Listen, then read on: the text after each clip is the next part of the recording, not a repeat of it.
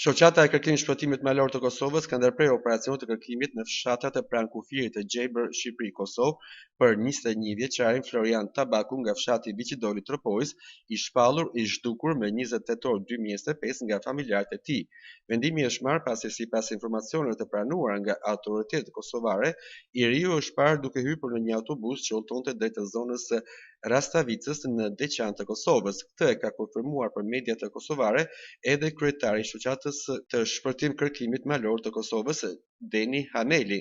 Ai ka zbritur poshtë malit, bazuar në pamjet e kamerave, kemi arritur ta konstatojmë se bëhet fjalë për të njëjtin person. Prandaj tani kjo është punë e policisë dhe hetuesisë që të merren me rastin, deklaroi Haneli, që nga momenti kur familjarët raportuan humbjen e 26 vjeçarit në policinë e Tropojës, në kërkim janë angazhuar shoqata e kërkimit shpëtimit, Bashkia Tropoj, Policia e Shtetit, vullnetarë të zonës si dhe Policia e Kosovës. Operacioni i gjerë u zhvillua në terren malor mes fshatrave Mulliç, Kamenicë, Qafmorin deri në Kasajt e Tropojës, ku morën pjesë edhe forcat e armatosura të Shqipërisë dhe të Kosovës, përfshi edhe një helikopter kërkim shpëtimi. Nga ana tjetër, familja e Florian Tabakut vijon të kërkojë për të riun, i cili edhe pse dyshohet se ka zbritur poshtë malit, nuk është kthyer ende në shtëpi. Sipas familjarëve, ai është me aftësi të kufizuar dhe mund të ketë nevojë për ndihmë.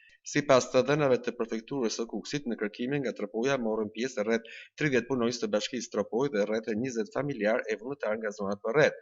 Kërkimet janë përqendruar kryesisht në territorin shqiptar, në zonat malore ku dyshohej se mund të ishte ndalur i humburi.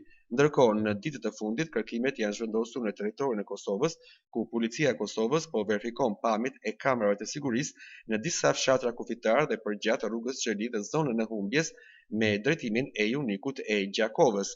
Kërkimet janë zhvilluar në kushte të vështira për shkak të rreshave të dendur të shiut dhe terrenit malor, por bashkëpunimi ndër-institucional mes autoriteteve të dy shteteve ka vijuar me shpresën për gjetjen sa më shpejt të 26 vjeçarit, thuhet në njoftimin zyrtar të prefekturës Kukës.